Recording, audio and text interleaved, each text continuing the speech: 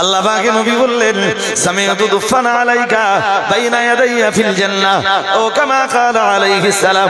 আমি যে রাতে মেরাজে গেলাম আল্লাহ পাক নবীর মাঝে মাঝে স্বপ্ন যোগেও জান্নাত দিদার হতো।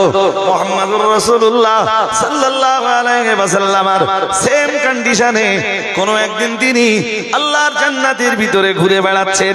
ও ভাইরা আমার মনে রাখুন, রাসূলুল্লাহ তার আগে আগে যেন কার একটা পায়ের চলার আওয়াজ শুনতে পাচ্ছেন, কিন্তু কে রাসূলুল্লাহ এইটা আন্দাজ করতে পারছেন না। পরে যখন রাসূল আন্দাজ করলেন, সিদ্ধান্ত নিয়ে ফেললেন ওটা অন্য কারোর পায়ের আওয়াজ নয়, ওটা আমার প্রিয় সাহাবী হযরত বেলালের পায়ের আওয়াজ। মসজিদে নববীতে ফজরের আযান হয়ে গেল, মসজিদে নববীতে ফজরের নামাজ হয়ে গেল, জামাত হয়ে গেল। মুহাম্মদুর রাসূলুল্লাহ সাল্লাল্লাহু আলাইহি ওয়াসাল্লাম বেলালকে ডাকলেন, বেলাল আমি মুহাম্মদুর রাসূলুল্লাহ গত রাতে স্বপ্ন যোগে আল্লাহর জান্নাতের দিদারে ছিলাম। ও সাহাবী বেলাল, সামিআতু দুফান আলাইকা বাইনা ইয়াদাইয়া ফিল জান্নাহ। ও সাহাবী বেলাল, আমি মুহাম্মদুর রাসূলুল্লাহ সাল্লাল্লাহু আলাইহি ওয়াসাল্লাম জানো একটা খুশির খবর তোমায় দিচ্ছি বেলাল। গত রাতে আমি যখন জান্নাত পরিভ্রমণ করছিলাম, আমার আগে আগে কে যেন একজন চলছিল, তার পায়ের আওয়াজ, তার পায়ের স্যান্ডেলের আওয়াজ আমি রাসূল শুনতে পাচ্ছিলাম। ও সাহাবী বেলাল, ওই আওয়াজটা দুনিয়ার অন্য কোনো মানুষের আওয়াজ নয়, ওটা ছিল তোমার স্যান্ডেলের আওয়াজ। কি এমন আমল তুমি করো বেলাল, যে আমলের কারণে আল্লাহ তোমায় এত মর্যাদা দিয়েছেন, আল্লাহ তোমায় এত সম্মান দিয়েছেন? কি এমন আমল তুমি করো বেলাল, যে আমলের বিনিময়ে আল্লাহ তোমায় এত মর্যাদা দিয়েছেন? আমি জান্নাত পরিভ্রমণ করছি আর তুমি আমার আগে আগে চলছো বেলাল, আর আমি তোমার স্যান্ডেলের আওয়াজ শুনছি। ও সাহাবী বেলাল, জিন্দেগিতে কি এমন আমল তুমি করেছো বেলাল? হযরত বেলাল বললেন, ইয়া রাসূলুল্লাহ, ইয়া হাবিবাল্লাহ, হুজুর আমার জিন্দেগি তেমন কোন আমল নেই হুজুর। একটা আমল আমি করি, আমার যেই না উযু নষ্ট হয়ে যায় সঙ্গে সঙ্গে উযু করে হুজুর আমি সালাতে দাঁড়িয়ে যাই, হুজুর দুই রাকাত নামাজ আমি আদায় করি। ইয়া রাসূলুল্লাহ, ইয়া হাবিবাল্লাহ, হুজুর এটাই আমার জীবনের আমল। আল্লাহ পাক নবী বললেন, তোমার ওই আমলটা আল্লাহ তাআলা মঞ্জুর করে দিয়ে আল্লাহ তোমাকে এই উঁচু মর্যাদার আসনটা দান করেছে। জাকাল মুনাফিকুন ক্বালু নাশহাদু ইন্নাকা লারাসূলুল্লাহ। মহান আল্লাহ জানিয়েছেন, ইযা জাআকাল মুনাফিকুন, ও নবী যখন আপনার কাছে মুনাফিকরা এসে হাজির হয়,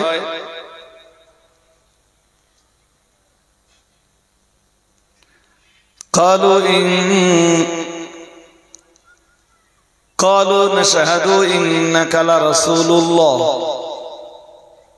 তখন তারা বলে আমরা সাক্ষ্য দিচ্ছি নিশ্চয়ই আপনি আল্লাহর রাসূল।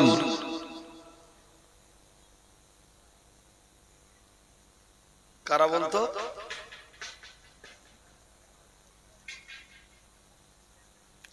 ومن الناس من يقول آمنا بالله। মহান আল্লাহ জানিয়েছেন, আর মানুষদের ভিতরে এমন কিছু মানুষ রয়েছে যারা বলে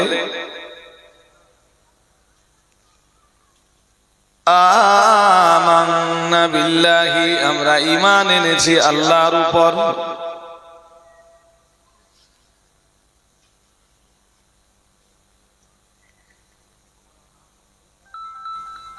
আর পৃথিবীতে এমন কিছু মানুষ আছেন যারা বলে আমরা ঈমান এনেছি আল্লাহর উপর, ওয়াবিল ইয়াউমিল আখির, আমরা ঈমান এনেছি আখিরাতের উপর।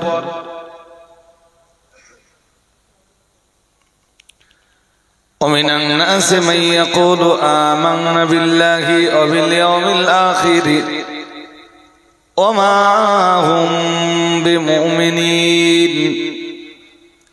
মহান আল্লাহ জানিয়েছেন, যদিও ওরা বলে আমরা আল্লাহকে বিশ্বাস করেছি, আখিরাতকে বিশ্বাস করেছি, আল্লাহ পাক জানিয়েছেন ওমা হুম বিমুমিনিন, আসলে ওরা ঈমানদার নয়।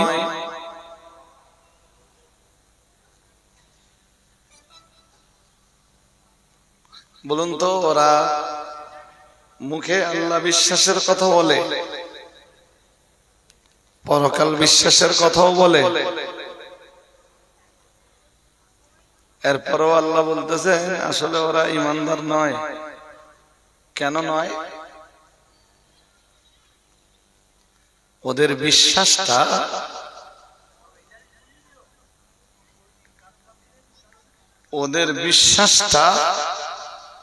আত্মিক বিশ্বাস নয়, ওদের বিশ্বাসটা আন্তরিক বিশ্বাস নয়, ওদের ঈমান আনায়নটা এদিকে কি হচ্ছে মানে এরাই তো একদম। ওদের কেউ একজন যে বলে আসেন ভাই তোরা একটু চিল্লাচিল্লি করে নে, আমরা মাইক পুরো বন্ধ করে দিচ্ছি, তোদের চিল্লাচিল্লি করা যখন বন্ধ হবে। একটা মানুষের তো বিবেক থাকা উচিত যে এই জায়গায় জলসা হচ্ছে, যেরাম চিল্লাচ্ছে বাড়ির মেয়ে গুলো সেইরকম মদ্দালো গুলো। একজন অন্তত যে বলে আসে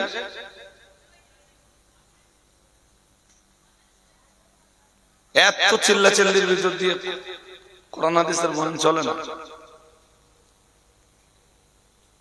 কোরআন হাদিসের বয়ানের জন্য কোরআন এবং হাদিসের বয়ানের জন্য খুব শান্ত পরিবেশ লাগে।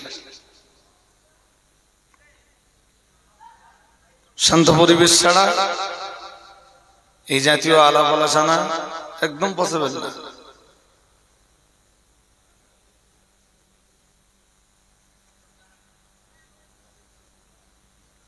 আমার ধরেন যা 15-20 মিনিট কথা বলছি আমি এখানে, এই 15 মিনিটের ভিতরে একভাবে চিল্লে যাচ্ছে, কথা তো আসতেও বলা যায়। আচ্ছা ছাড়া মেয়ে মানুষের কথা এত উঁচু উঁচু আওয়াজ হবে কেন?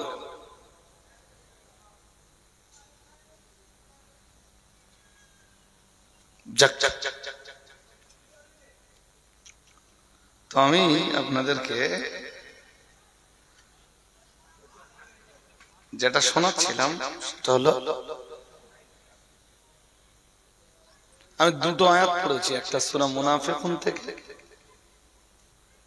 আর একটা আয়াত পড়েছি সূরা বাকারা থেকে, যেখানে আল্লাহ বলেন মানুষদের ভিতরে কিছু মানুষ আছে যারা বলে আমরা ঈমান এনেছি, কিন্তু ঈমান এনেছি আল্লাহর উপর, আখিরাতের উপর। আরে বাবা, পৃথিবীর মুমিন যারা তাদেরকেও আল্লাহর উপরে আখিরাতের উপরে ঈমান আনতে হয়, এবং তারা কালব দিয়ে ঈমান আনে, অন্তর দিয়ে তারা ঈমান আনে। তাই বিনিময়ে খুশি হয়ে আল্লাহ তাদেরকে জান্নাত দান করে। আর তখনই তারা হয় সফল, যখন কেউ ঈমানের বিনিময়ে জান্নাত পায় তখন তারা হয় সফল।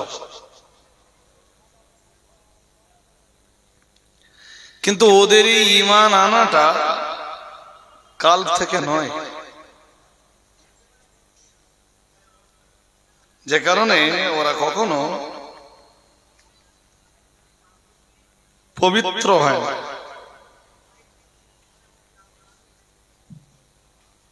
কখনো পবিত্র হয় না।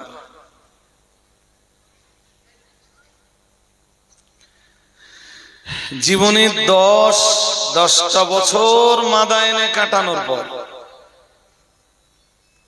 মুসা নবীকে আল্লাহ বললেন ইযহাব ইলা ফিরআউনা ইন্নাহু তাগা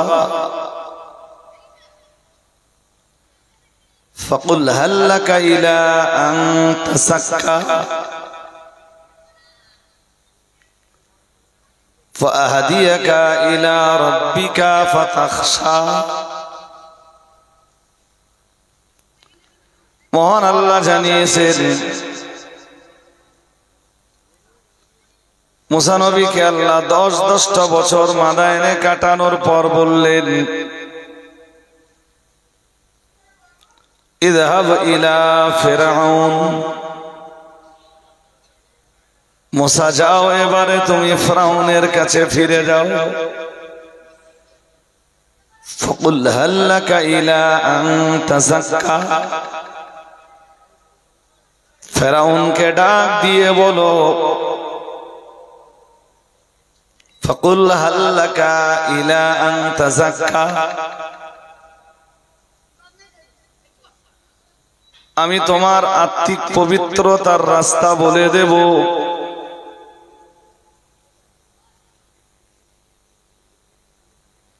এইগুলো এখানে যেগুলো গাজাগাজি করতে না, ওই মুখের কাছ থেকে একবার উকি ঝুঁকি মেরে দেখে গেল, মোটে এরিয়ায় ভিতরে ওদের ঢুকতে দিলে হবে না। বিশাল জানা তো মালয়েশিয়া একটা বসবেন,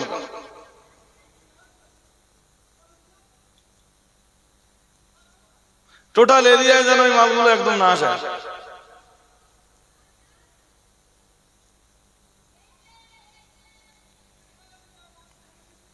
কোরআনের আলোচনা তো একটু ঠান্ডা মাথায় না শুনলে না আপনি বুঝবেন না আমি বোঝাতে পারবো। তো মুসা নবীকে আল্লাহ বললেন ফিরআউনের কাছে ফিরে যাও, যে বলো ফিরআউন তোমার কি পবিত্র হওয়ার ইচ্ছা আছে?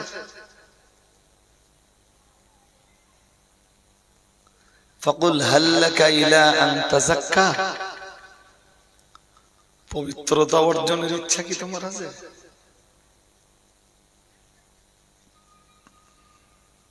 এই পবিত্রতাটা কিসের? আত্মিক পবিত্রতা। যারা আত্মিক বিশ্বাসের সঙ্গে পড়ে লা ইলাহা ইল্লাল্লাহ, এই পবিত্রতাটা শুধু তাদের ভিতরে জায়গা পায়। সুবহানাল্লাহ। আর একটা মন খুলে বলো, এই শুধু মুখে না বলো, শুধু মুখে তো মুনাফিকরাও পড়তো লা ইলাহা ইল্লাল্লাহ মুহাম্মাদুর রাসূলুল্লাহ সাল্লাল্লাহু আলাইহি ওয়াসাল্লাম, বাট ওইটা আন্তরিক পবিত্রতা না। আত্মিক পবিত্রতা একজন মানুষের অর্জন হয় তখন যখন সে অন্তরের বিশ্বাসের সাথে বুঝে কালেমাটা পড়ে।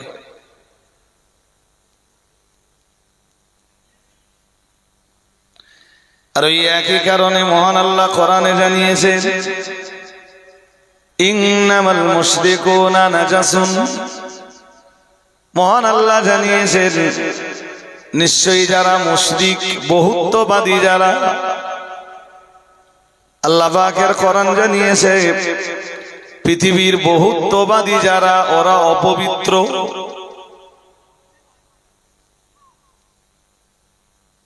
মুশরিক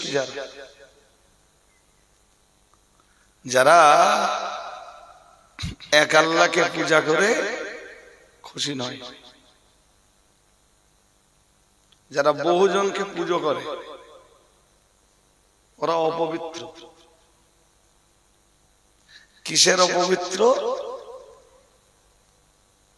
ওরা আত্মিক ভাবে অপবিত্র, ওদের এই কাল্পটাই না পাক। প্রতিপক্ষে অন্তরে যারা বিশ্বাস করে এবং মুখে যারা স্বীকার করে লা ইলাহা ইল্লাল্লাহ মুহাম্মাদুর রাসূলুল্লাহ, ওরা আর অপবিত্র থাকে না, ওরা পবিত্র হয়ে যায়। একটু মন খুলে বলেন, সূরা আলায় আল্লাহ ওই পবিত্রতার কথা বলতেছেন। যে সফল তারা,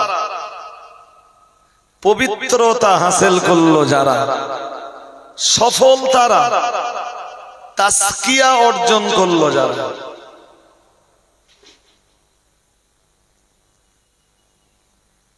আমার সমাজে বহু মুসলিম আছে, তারা কালেমা পড়ে বাট তারাও কালেমার হাকিকাতটা জানে না।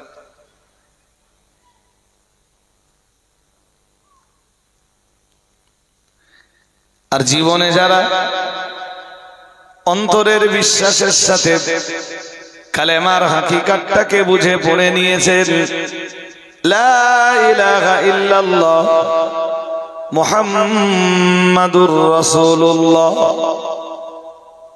কখনোই তারা আর অপবিত্র হয় না। তাদের দেহ অপবিত্র হলেও তাদের কলব কখনো অপবিত্র হয় না। তারা বাহ্যিক ভাবে কখনো কখনো নাপাক হয়ে গেলেও আত্মিক ভাবে তারা আর কখনো নাপাক হয় না। সুবহানাল্লাহ। উযু দরকার, উযু নষ্ট হয়ে গেলে আমরা বলি অপবিত্র। কিসের অপবিত্র? বাহ্যিক না আত্মিক? কথা বলতে হবে। উযু নেই আপনি অপবিত্র। কি অপবিত্র? হ্যাঁ, উযু করবেন পবিত্র হয়ে যাবে, কিন্তু কলবে তো রয়েছে লা ইলাহা ইল্লাল্লাহ। তাই আত্মিক ভাবে লোকটা অপবিত্র নয়।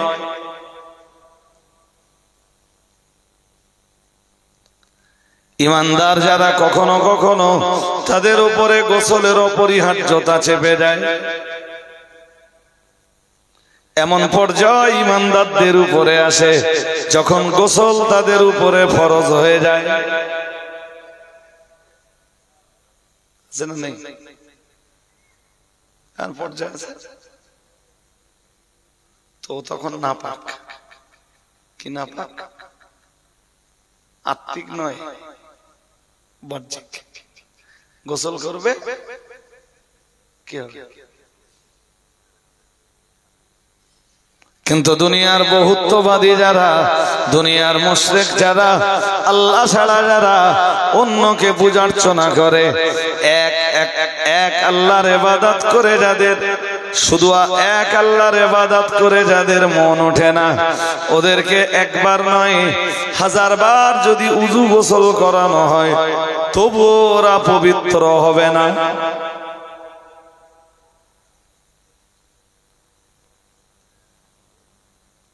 কি বলছি বুঝতেছেন? মুশরিক যারা, আমরা যে কায়দায় উযু করি, যে কায়দায় গোসল করি, ওই কায়দায় উযু গোসল করলে ওরাও কি পবিত্র হয়ে গেল?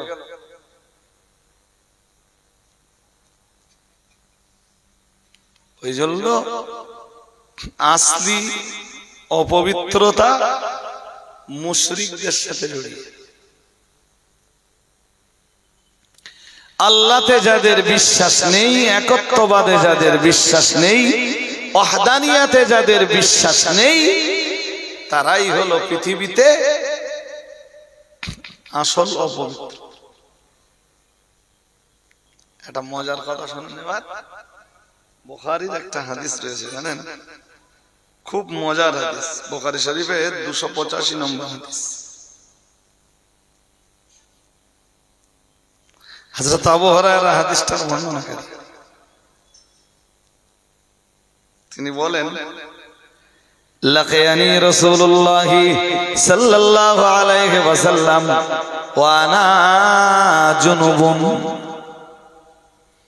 হযরত আবু হুরায়রার বর্ণনা, লাকিয়ানি রাসূলুল্লাহ, একবার আল্লাহ পাকের হাবিব আমার সাথে দেখা করলেন। ওয়া আনা জুনুবুন, আমি তখন ছিলাম নাপাক।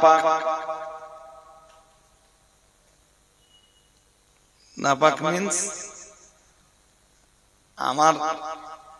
আমি তখন এমন নাপাক যে আমার উপরে গোসল অপরিহার্য। হযরত আবু হুরায়রা বলেন ফাআখাযা বিয়াদি ফামাশাইতু মা'হু হাত্তা ক্বাদা ফানসালালতু ফাআতাইতু আর-রাহলা ফাগতাসালতু থুম্মা জিতু ওয়া হুয়া কাঈদুন فقال أين كنت يا أبا هرير فقلت له فقال سبحان الله يا أبا هرير إن المؤمن لا ينجس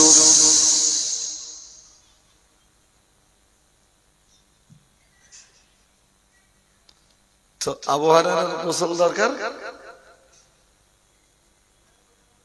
নাপাক হয়ে গেছেন, গোসল দরকার মানে কোন ধরনের নাপাকি আপনারা বুঝতেছেন? রাসূলের সাথে দেখা হলে স্বভাবত নিয়ম কি? কথা বলেন। রাসূলের সাথে দেখা হলে স্বভাবত নিয়ম কি? সালাম দেওয়া, গোসল করা।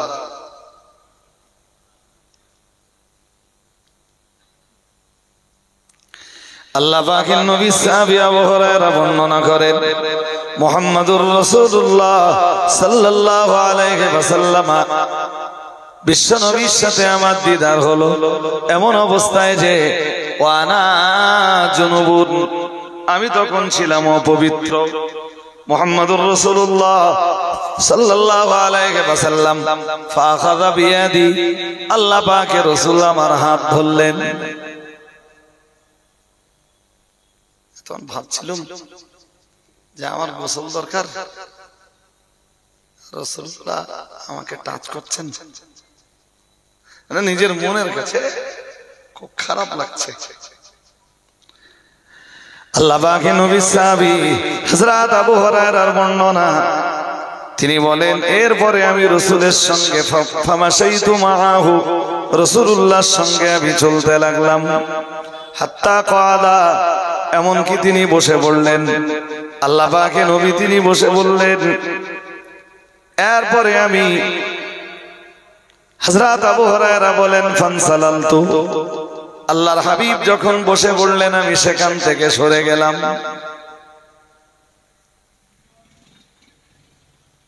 মনোযোগ আছে আপনাদের নাকি নেই?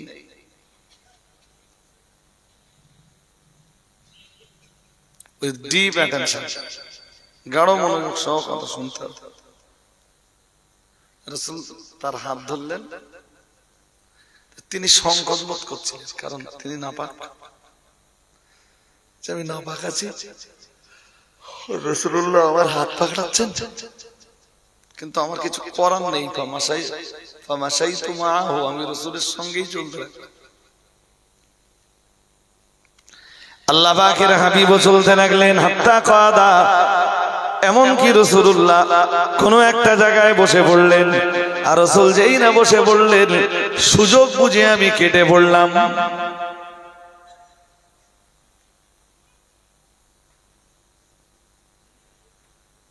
আমি কেটে পড়েছি, আমার দরকার কি গোসল। বিরাট সংকোচ বোধ করছিলাম। আল্লাহ পাকের নবী সাহাবী হযরত আবু হুরায়রা বলেন এরপরে ফাতাইতু আর-রাহলা ফাগতাসালতু সুম্মা জিতু ওয়া হুয়া কাঈদুন। হযরত আবু হুরায়রা বলেন আমি কোন বাসস্থানে এলাম, এসে আমি ফাগতাসালতু, আমি গোসলের কাজটা সেরে ফেললাম।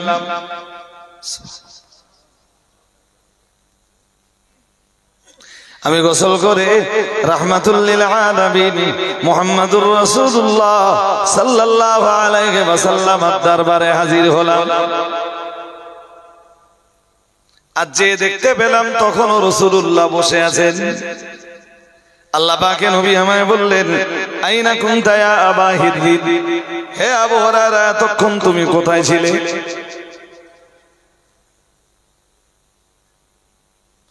আবু হুরায়রা ভাবছিলেন যে যদি জিজ্ঞেস না করেন সেটাই আমার জন্য ভালো, যে আমি কোথায় গিয়েছিলাম, কি হয়েছিল, জিজ্ঞেস না করলেই ভালো। হযরত আবু হুরায়রা বললেন, ইয়া রাসূলুল্লাহ ইয়া হাবিবাল্লাহ হুজুর, আমি তো সম্পূর্ণ জুনুবি অবস্থায় ছিলাম। ফাকুলতু লাহু ফাকালা সুবহানাল্লাহ। হযরত আবু হুরায়রা বললেন, ইয়া রাসূলুল্লাহ ইয়া হাবিবাল্লাহ হুজুর, আমি সম্পূর্ণ নাপাক অবস্থায় ছিলাম হুজুর, আমার গোসলের প্রয়োজন ছিল, আপনার সঙ্গে আমার দিদার হয়ে গেল হুজুর, আপনি আমার হাত পাকড়ালেন এবং আমি আপনার সঙ্গে চলতে লাগলাম। হঠাৎ কোন জায়গায় আপনি বসে পড়লেন, আমি সুযোগ বুঝে সেখান থেকে কেটে পড়লাম গোসল করবার জন্য। ইয়া রাসূলুল্লাহ ইয়া হাবিবাল্লাহ হুজুর, শুধু গোসলটা করতে আমার যেইটুকু সময়, আমি আপনার দরবারে আবার চলে এসেছি। মুহাম্মাদুর রাসূলুল্লাহ সাল্লাল্লাহু আলাইহি ওয়াসাল্লাম আল্লাহ পাকের নবী দেরি না করে বললেন, ফাকালা সুবহানাল্লাহ। কি বললেন নবী? কি বললেন? বললেন সুবহানাল্লাহ। আল্লাহর পবিত্রতা, তাসবিহ আল্লাহর। তারপর হযরত আবু হুরায়রা ভাবলেন যে রাসূলুল্লাহ সুবহানাল্লাহ পড়তেছেন কেন? আল্লাহ পাকের নবী পরেই বললেন, আল্লাহ পাকের হাবিব বললেন, ইয়া আবা হিররিন ইন্নাল মুমিনা লা ইয়ানজুস আও কামা ক্বালা আলাইহিস সালাম। মুহাম্মাদুর রাসূলুল্লাহ সাল্লাল্লাহু আলাইহি ওয়াসাল্লাম আল্লাহর পবিত্রতা ঘোষণা করি বললেন, ও আবু হুরায়রা জেনে রাখো, ঈমানদার কখনোই নাপাক হয় না। সুবহানাল্লাহ বলো না, আরেকটা মন খুলে। ঈমানদারের যে নাপাকিটা রয়েছে, ও নাপাকিটা বাহ্যিক নাপাকি, সাময়িক সময়ের নাপাকি, ও নাপাকিটা স্থায়ী নাপাকি নয়, ও নাপাকিটা কলবের নাপাকি নয়। কিন্তু মুশরিক যারা, কাফের যারা, ওরাই হলো আসল নাপাক, ওরাই হলো আসল অপবিত্র, কারণ অপবিত্রতা রয়েছে ওদের অন্তরে। ভাই, আমি আজকে যে বিষয়গুলো নিয়ে কথা বলছি, বিষয়টা আপনাদের কাছে খুব ছোট বলে অনুভূত হলেও আমার কাছে ছোট নয়। দেহ নাপাক হয়ে গেছে, উযু দরকার, কোরআন যেভাবে উযু করতে বলেছে উযু করলে হয়ে যাবে, নবীর দেখানো তরিকায় উযু করলে হয়ে যাবে। গোসল দরকার, গোসল ফরজ হয়েছে, নবীর দেখানো সিস্টেম অনুযায়ী গোসল করলে আপনার দেহ পবিত্র। আরেকটা মন খুলে বলুন, এখন যদি উযু আর গোসলের সিস্টেম কারণ না জানা থাকে, সেটা তার ব্যর্থতা। পরিণত বয়সে পৌঁছালে ছেলেদের খুব বেশি বেশি হলে 15 বছর, আর মেয়েদের খুব বেশি সময় লাগলে 12 বছর। এই 15 আর 12-র আগে অবশ্যই প্রত্যেক নারী, প্রত্যেক পুরুষকে অপবিত্রতা থেকে কি করে গোসল করতে হয় এটা জেনে নিতে হবে, জানতে হবে গোসলের ফরজ কটা। বাট এখনো মুসলিম সমাজে এমন মুসলিম পাওয়া যায় যারা গোসলের ফরজ ঠিকঠাক না, 5টা 6টা কুচি কাঁচা হয়ে গেছে, এখনো জানে না গোসলের ফরজ কি। তা 5টা 6টা কুচি হওয়ার জন্য চাচা গোসল তো 2-1 বার ফরজ হয়নি, অনেকবার ফরজ হয়েছে। তুমি কি করতে থাকে, এখনো জানে না গোসলের ফরজ।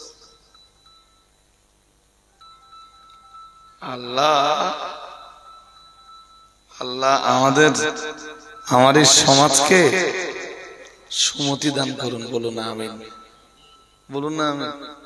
এই মসজিদে সেসব জিনিস, এইসব বসবে না, ওই দুটো বাদাম বাদাম কিনে নে,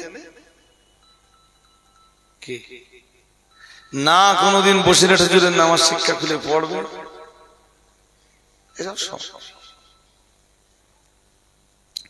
অথচ আল্লাহর কোরআন জানিয়েছে ইন্নাল্লাহা ইউহিব্বুত তাওয়াবিনা ওয়া ইউহিব্বুল মুতাতাহিরিন।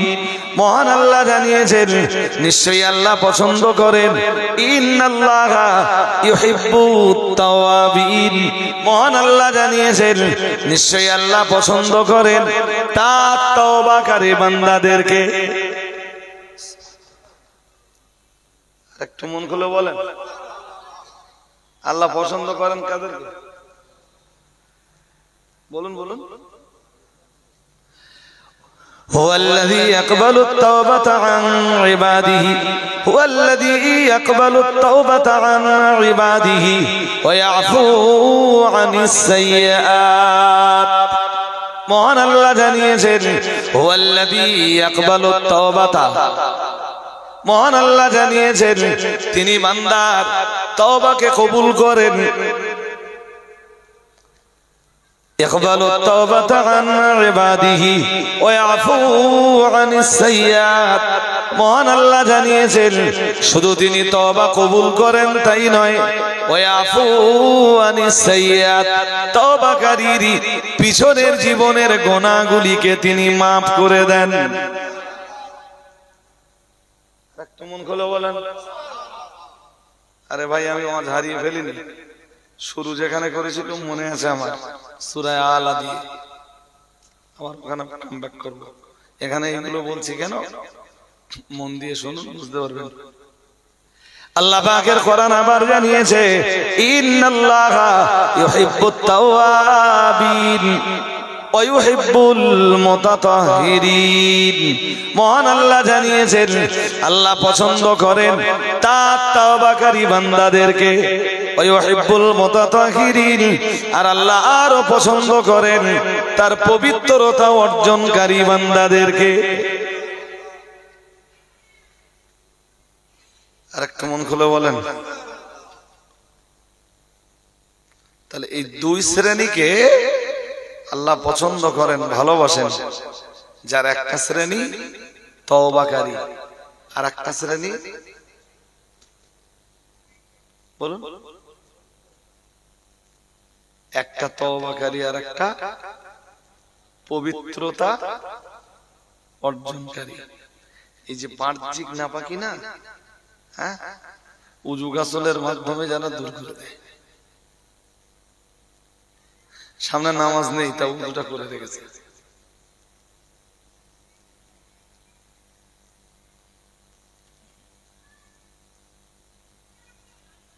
সামনে নামাজ নেই তবু উজুটা করে রেখেছে। এটা পারলে করবেন, খুব দুরন্ত আমল, বিরাট ভালো আমল। কোনটা কোনটা? হ্যাঁ, উজু আছে, এক উজু থাকতে থাকতে আর এক উজু করে নেওয়া, এ আমল ভালো না খারাপ? জোর করে বলেন। বিরাট ভালো, বিরাট ভালো ভালো আমল। আর এই যে কষ্টের উজু, যেটা মন দিয়ে শোনো, মাঝখান থেকে ছেলেপিলেগুলো উঠে গেল মানে তো মাঝখানের জায়গাটা খালি হলে খারাপ দেখাবেন যে আপনারা এগিয়ে আসেন। আমি যখন ঢুকছিলাম ওদের নিয়ে খুব সন্দেহ হচ্ছিল আমার যে শেষ পর্যন্ত থাকবে কিনা।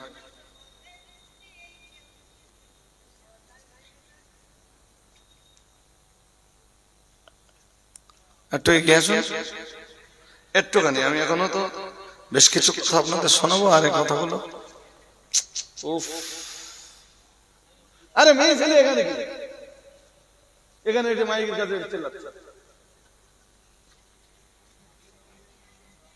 তো ওখানে চিল্লালে তো স্পিকার আমি কি করবো? স্পিকার তো সাউন্ড টেনে নেবে।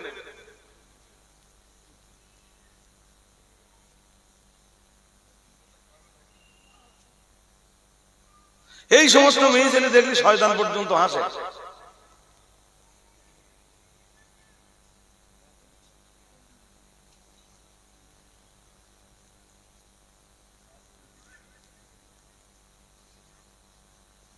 হাজরিনে মজলিস, তা আল্লাহ দুই শ্রেণীকে ভালোবাসেন। এক শ্রেণী বলুন তাওবাকারী।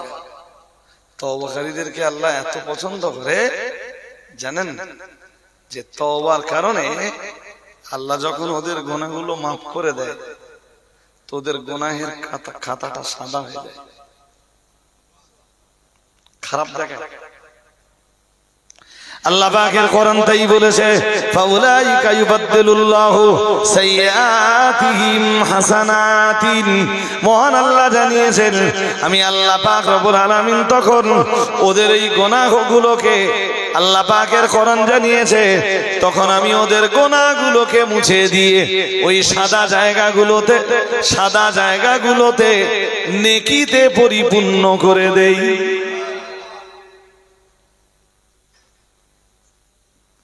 কেউ গুনাহ করেছে ধরুন 30 বছর, এখন সে তওবা করে ফিরে আসে, 30 বছরে একটা গুনাহের খাতা রেডি হয়তো হয় না আমরা যা করছি সব ফেরেশতা লিখতেছে তো।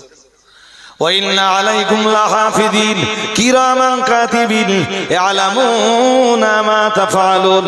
মহান আল্লাহ জানিয়েছেন, وَإِنَّ عَلَيْكُمْ لَحَافِظِينَ, নিশ্চয়ই তোমাদের কাছে রয়েছে সংরক্ষণকারী ফেরেশতা নিযুক্ত। আল্লাহ পাকের কোরআন আবার জানিয়েছে, কিরামান কাতিবিন, তারা হলেন সম্মানিত লেখক ফেরেশতাগণ। আল্লাহ পাক রব্বুল আলামিন বললেন, আর আমার ওই সম্মানিত লেখক ফেরেশতাগণ ইয়ালামুনা মা তাফআলুন, তোমরা যা করো আমার সম্মানিত লেখক ফেরেশতাগণ তা জানেন। আরেকটু মন খুলে বলেন, তোমরা যা করো আমার ওই রাইটার ফেরেশতা যারা, লেখক ফেরেশতা যারা, তারা জানে, সব লিখে রাখে। আল্লাহ পাক কোরআনের অন্য আয়াতে জানিয়েছেন, ওয়াকুল্লা শাইইন আহসাইনাহু কিতাবা। মহান আল্লাহ জানিয়েছেন, আর আমি প্রত্যেকটা জিনিস কিতাব রূপে সংরক্ষণ করি, সবগুলো। তোদের দৈনন্দিন জীবনের ভালো এবং মন্দ কাজগুলো সব আমি আল্লাহ লিখে রাখি। ঠিক এইভাবে গোনা করতে করতে 10 বছর 20 বছর 30 বছর ধরে আল্লাহ পাকের কোন বান্দা গোনা করলেন, গোনায় জীবনটা জর্জরিত। এরপরে বান্দার সুমতি হলো, খাঁটি তওবা করলেন, ফিরে এলেন আমার আল্লাহর দিকে এবং আল্লাহ পাকের ইবাদতে মনোনিবেশ করলেন, খালিস খাঁটি অন্তরে তওবা করে নিলেন। আল্লাহ পাক রব্বুল আলামিন জানিয়েছেন, মহান আল্লাহ ঘোষণা দিয়েছেন, ইল্লা মান তাবা وآمن وعمل صالحا فأولئك يبدل الله سيئاتهم حسنات। আল্লাহ পাকের কোরআন জানিয়েছে, তখন আমি আল্লাহ আমার তওবাকারী বান্দাদের জিন্দেগীর গুনাহগুলোকে ক্ষমা যখন করে দেই, তখন গুনার খাতাটা সাদা হয়ে যায়।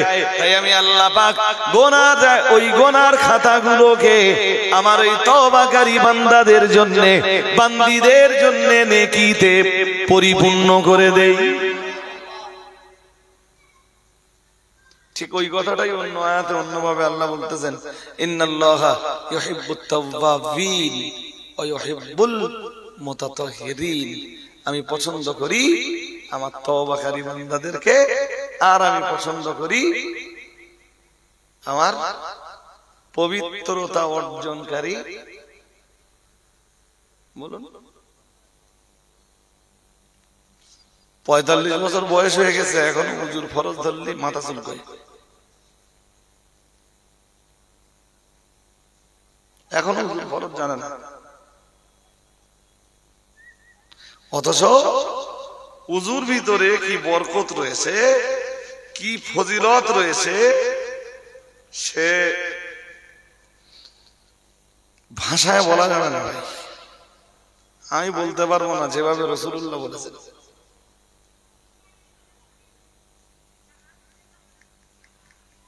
আমার পক্ষে সে বলা সম্ভব নয়। কি চ্যাম্পিয়ন চ্যাম্পিয়ন হাদিস রসুল। হাদিস শরীফ বিবরণ দিয়েছে, হাদিস শরীফ বিবরণ দিয়েছে প্রিয় নবী মুহাম্মদুর রাসূলুল্লাহ সাল্লাল্লাহু আলাইহি ওয়াসাল্লাম। আল্লাহ পাকের নবী বললেন, আল্লাহ পাকের হাবিব বললেন, ও সাহাবীরা মনে রাখো আমি মুহাম্মদুর রাসূলুল্লাহ সাল্লাল্লাহু আলাইহি ওয়াসাল্লাম বলছি, বান্দা বান্দির জীবনের তিনটি কাজের বিনিময়ে আল্লাহ তার গুনাহগুলোকে maaf করে দেন এবং তার সম্মানের দরজাকে আরো উঁচু করে দেন। কয়টা কাজ? জোর করে বলো, কয়টা কাজ?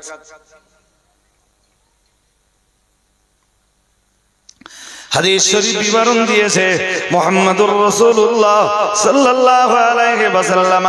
আল্লাহ পাকের নবী বললেন, ও সাহাবীরা মনে রাখো আমি মুহাম্মদুর রাসূলুল্লাহ সাল্লাল্লাহু আলাইহি ওয়াসাল্লাম বলছি। আল্লাহ পাকের নবী এক নম্বরে বললেন, আল উযু আলাল মাকারি ও কামা ক্বালা আলাইহিস সালাম। আল্লাহ পাকের রাসূল বললেন, কষ্টের পিরিয়ডে উযু করা। কিসের? যেমন এই সময়ে গরমকালে ইচ্ছা না থাকলেও লোকে পান্তি একটু হাত দেয়, হাতে মুখে একটু।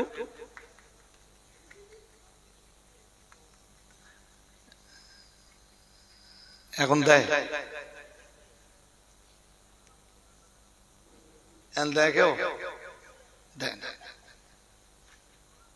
দেয় না। কারণ শীতকাল, গায়ে পানি লাগালে কষ্ট হয়। কত লোক আছে ভাই গাল শীতকালে 2 দিন 3 দিন 4 দিন। আমার এমন লোক জানা আছে 15 দিন অন্তর গালে। আর আমি এই শীতকালেও মাঝে মাঝে 2 বার করে গোসল করি। হ্যাঁ, কোনো ব্যাপার নেই, গোসল করে দেখবেন তো ভালো থাকবে।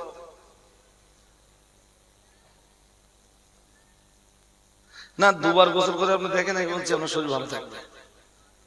এই যে বোঝা চাপাচ্ছেন না শীতকালে, একটার পর একটা চাপাচ্ছেন, এর থেকে দেহের একটা গরম তৈরি হয়। ওই গরমটা কেটে যাবে, শরীরটা অনেক ভালো থাকবে। রাত্রিবেলা ওইরকম গাঁর উপর বোঝা চাপাচ্ছেন, 3-4 নিয়ে শুয়ে পড়ি যাতে ঠান্ডা না লাগে। এর থেকে তো একটা গরম তৈরি হয় না। ওই গরমটা আপনি একবারের জায়গায় 2 বার গোসল করে দেখবেন, ওটা থাকবে না। রাত্রে গোসল করে শুয়ে পড়বেন, দেখুন খুব ভালো আছে। নবী বললেন 3টে কাজ। কয় কাজ? 3টে কাজে বান্দার গুনাহ মাফ হয়, গুনাহ মাফ হয়। আর আল্লাহ পাকের নবী আবার বললেন, ও সাহাবীরা মনে রাখো আমি আল্লাহ পাকের রাসূল বলছি, আল্লাহ দরজাটাকে বুলন্দ করে দেয়, সম্মানের দরজাকে উঁচু করে দেয়। 1 নম্বরে রাসূল বললেন, আল উযু আলাল মাকারি ও কামা ক্বালা আলাইহিস সালাম। নবী আমার 1 নম্বরে বললেন, আল্লাহর হাবিব বললেন, কষ্টের পরেও উযু করা। এই ভোরবেলা উঠে আল্লাহওয়ালা লোকগুলো ঠান্ডা পানিতে লেপ কাঁথা কম্বল সব ছেড়ে ফজরের নামাজের জন্য গোসল করছে, উযু করছে। কার খুশির জন্য? কার? এই জন্য আল্লাহ তার গুনাহ মাফ করে দেয় এবং তার সম্মানকে আল্লাহ বাড়িয়ে দেয়। আর একটা মন খুলে বলুন। 2, আল্লাহ পাকের নবী 2 নম্বরে বললেন, খুতাল মসজিদ ও কামা ক্বালা আলাইহিস সালাম। আল্লাহ পাকের রাসূল 2 নম্বরে বললেন, মসজিদের দিকে হেঁটে যাওয়া।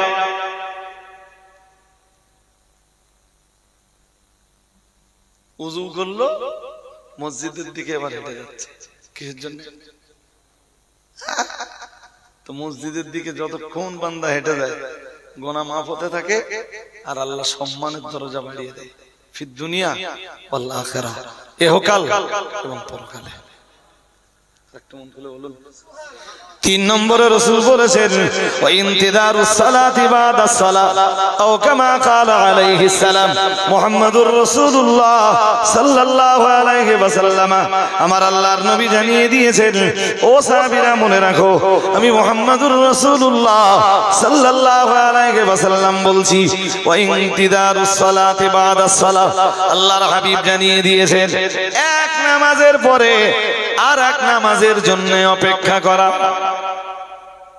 জোহরের নামাজ পড়ে এসে কানটা মসজিদের আজানের দিকে লাগিয়ে রাখা কখন আসরের আজান হবে কখন আমি আসরের নামাজ পড়বো আসরের নামাজ আদায় করে আবার মাগরিবের নামাজের জন্য অপেক্ষা করা মাগরিবের নামাজ হয়ে গেল এশার নামাজের জন্য অপেক্ষা করা কোনো কাজ নেই মাগরিবের নামাজ পড়ে এই ঠান্ডার দিনে মসজিদ ছেড়ে আর বাড়ি যাব না জিকির আজকার করি এশার নামাজের জন্য অপেক্ষা করি অথবা আসরের নামাজ পড়ে কোনো কাজ নেই এখন আর বাড়িতে যাব না মসজিদের আশপাশেই থাকি নামাজের জন্য অপেক্ষা করি ও ভাইরা আমার মনে রাখুন রাত্রে বেলায় শুয়ে পড়ে রাত 2টার সময় ঘুম ভেঙে যায় তো ঘড়ির দিকে তাকায় ঘড়ির দিকে তাকিয়ে গভীর রাত্রে ঘুম ভেঙে যায় ঘড়ির দিকে তাকায় রাত 2টো বাজে এখনো ফজরের রক্ত হয়নি আর একটুখানি বাকি রয়েছে রাত 3:15 আবার ঘুম ভেঙে গেল আবার ঘড়ির দিকে তাকায় এখনো ফজরের রক্ত হয়নি নবী আমার জানিয়ে দিয়েছেন এইভাবে যারা নামাজের জন্য অপেক্ষা করে আমি মুহাম্মাদুর রাসূলুল্লাহ সাল্লাল্লাহু আলাইহি ওয়াসাল্লাম বলছি আমি আল্লাহ পাকের নবী বলছি এইভাবে নামাজের জন্য যারা অপেক্ষায় থাকে আল্লাহ তাদের জিন্দেগীর গুনাহগুলোকে maaf করে দিয়ে আল্লাহ তাদের সম্মানের দরজাকে আরো উঁচু করে দেয় আরেকটু মন খুলে বলেন আল-উযু আলাল মাকারি তিনটে কাজ ওয়াল খুতা ইলাল মসজিদ এক আল-উযু ইলাল মাসাজিদ দুই ওয়াল খুতা খুতা খুতা মানে কি জানেন পায়ে হাঁটা কি করে কোন দিকে ইলাল মসজিদ মসজিদের দিকে কোন দিকে কি হয় আল্লাহ গুনাহ maaf করে দেয় কি হয় গুনাহ maaf করে দেয় তিন নম্বরে কাজ কি ওয়া ইনতিদারুস সালাহ বাদাস সালাহ এক নামাজের পরে পরের নামাজের জন্য অপেক্ষা করা আর এদের মরণ হয় খুব ভালো হালতে বুঝতে পারেননি এরা মরবে তো এদের দেহ নিয়ে মানুষ থাকবে ব্যস্ত এরা ঘুরে বেড়াবে আল্লাহর জান্নাতে দেহ দুনিয়ায় বলে দেহ কোথায় হ্যাঁ কেউ বাঁশ কাটতেছে কেউ কবর খুঁড়তেছে কেউ রেলিং বানাচ্ছে কেউ গোসল দিচ্ছে কেউ কাফন পরাচ্ছে কেউ আত্মীয় স্বজনরা তাদের রান্না বান্না করতেছে আর ও তখন দিব্য জান্নাতে ঘুরে বেড়াচ্ছে তোরা আমার দেওয়ানে যা পারিস কর আমি জান্নাত চলে গেছি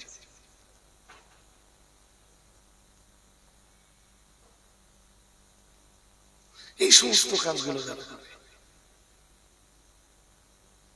বাবা শীত লাগলে উযু করবেন আরো বেশি উযু করবেন শীত কোন সময় হ্যাঁ এসার নামাজ পড়ে বাড়ি গেছেন ভাত খেয়েছেন উযু নষ্ট হয়ে গেছে টয়লেট সেরেছেন টয়লেট সেরে উযু করে শুয়ে পড়েছেন ঘুম ছেড়ে আবার উঠেছেন তাকাচ্ছেন তো 1:30 বাজে বাইরে যাওয়া দরকার বাইরে গেছেন আবার উযু করে বিছানায় শুয়ে পড়েছেন আমি বলছি আপনার মরণ অপবিত্র অবস্থায় হবে না যেদিন আল্লাহ মউত দেবেন উযু হালাতেই আপনার মউত দেবেন কাম ব্যাক করি আল্লাহ পাকের কোরআন জানিয়েছে চলুন আরেকবার ওই আয়াতটা আপনাকে শুনিয়ে নেই মহান আল্লাহ জানিয়েছেন ইন্নাল্লাহা ইউহিব্বুত তাওয়াবিনা নিশ্চয়ই আল্লাহ তার তওবাকারী বান্দাদেরকে পছন্দ করেন ওয়া ইউহিব্বুল মুতাতাহিরিন আর আল্লাহ আরো পছন্দ করেন তার পবিত্রতা অর্জনকারী বান্দাদের আর তো মন খুলে বলো তওবাকারী আর পবিত্রতা অর্জনকারী এই কথাটা মাথায় কাজ বাজ করতেছেন তো শরীর ভালো আছে উযু করে থাকেন যদি সম্ভব হয় কি অবস্থা থাকে উযু দেখেন মনটা খুব ভালো থাকবে আপনার খুব ফ্রি থাকবে মাইন্ড খুব ভালো থাকবে উজু অবস্থায় থাকে।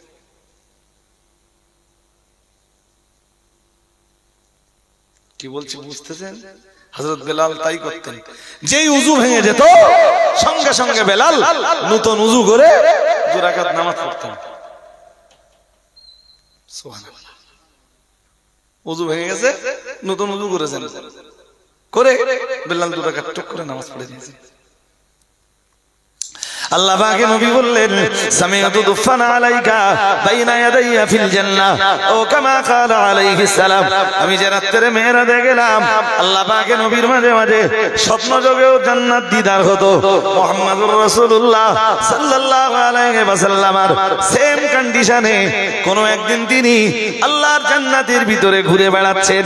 ও ভাইরা আমার, মনে রাখুন, রাসূলুল্লাহ তার আগে আগে যেন কার একটা পায়ের চলার আওয়াজ শুনতে পাচ্ছেন, কিন্তু কে রাসূলুল্লাহ এইটা আন্দাজ করতে পারছেন না।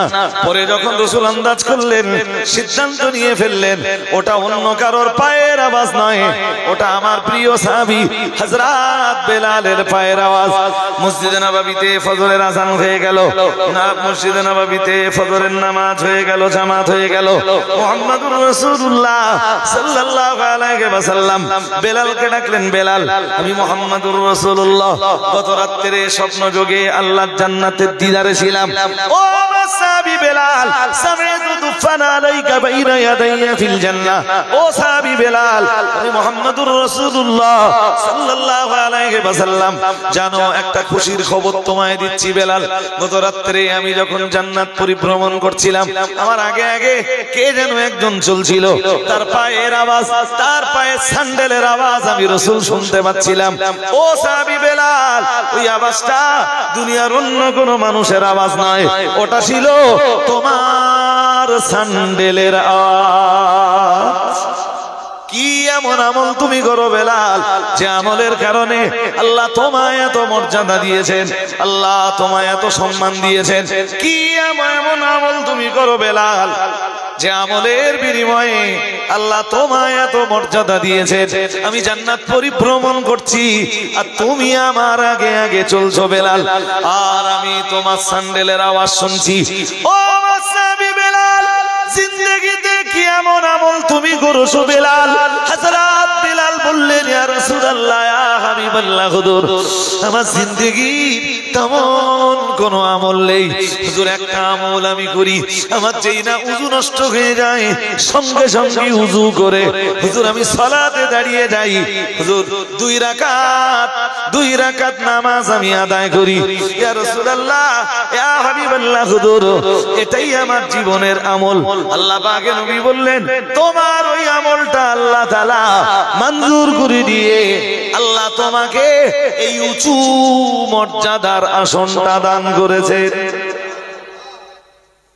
আরেকটু মন খুলে বলেন, জানো বেলাল, তোমার এই উযু নষ্ট হলেই উযু করা, আবার সঙ্গে সঙ্গে 2 রাকাত নামাজ পড়ে নেওয়া, আল্লাহর দরবারে তোমার এই আমলটা খুব পছন্দ হয়েছে বেলাল। সুবহানাল্লাহ বলো। এই জন্য এক শ্রেণীর মুসল্লিরা তো সারা বছর উযুই করে না, যারা নামাজ না পড়ে ওরা উযু করার দরকার আছে। ওরা যদি বলে যে গরমকালেও উযু করি কিন্তু নামাজ পড়ি না, আমি বিশ্বাস করবো নাকি? হ্যাঁ না বল না।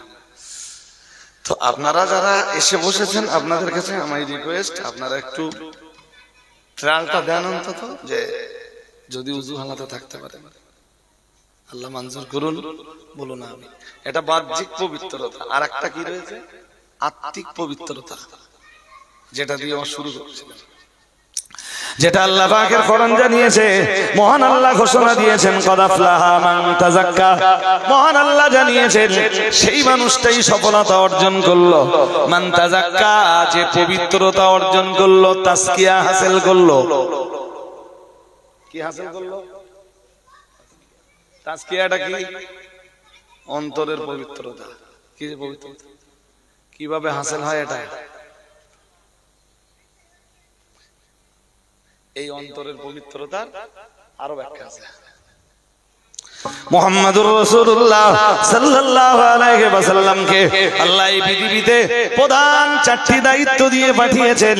আর এই প্রধান 4 দায়িত্বের ভিতরে রাসূলের চতুর্থ দায়িত্ব ছিল, রাসূলের চতুর্থ নম্বর কাজ ছিল পৃথিবীতে ওয়ুযাক্কিহিম, রাসূল মানুষের আল্লাহ পাকের নবীর 4 নম্বরের কর্তব্য ছিল নবী মানুষের তাসকিয়াতুন নাফস হাসিলের কাজে সহায়তা করবেন।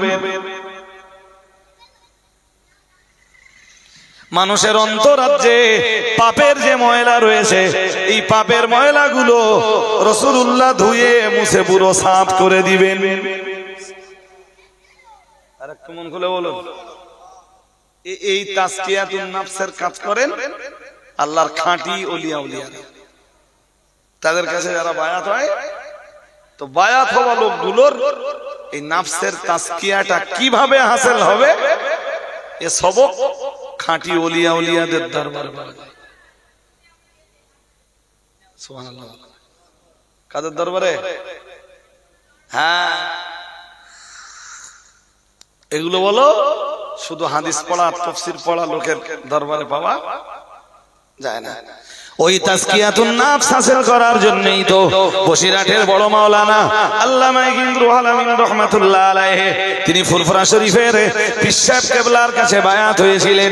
ওই তাসকিয়াতুন নাফস হাসিলের জন্যই তো ফুরফুরা শরীফের মুজাদ্দিদুজ জামান সুফি ফাতি আলী ওহসি রাহমাতুল্লাহ আলাইহির কাছে বায়াত হয়েছিলেন। সুবহানাল্লাহ বলেন, আর একটু মন খুলে বলেন। হাজরিন, তুমি শুরু করেছিলাম কি দিয়ে? কদ আফলাহা মান তাযাক্কা, মান, হ্যাঁ, অন্তরে কালেমা জায়গা দিয়েছেন। এরপরে বাহ্যিক দৈহিক সমস্ত পবিত্রতা হাসিল করেছেন। এরপরে আপনার কাজ হলো একজন খাঁটি ওলির কাছে বায়াত হওয়া। পরের হুজুর কে আছে? আমার আজকে টানবার কোনো রাস্তা নেই, একদম লেট করা যাবে না ভাই। নিয়ে আসুন, আমার অনেক দূরে দাউদ, মাঝখানে বক্সরায় যাব, তারপরে সে দূরের দাউদটাতে যাব।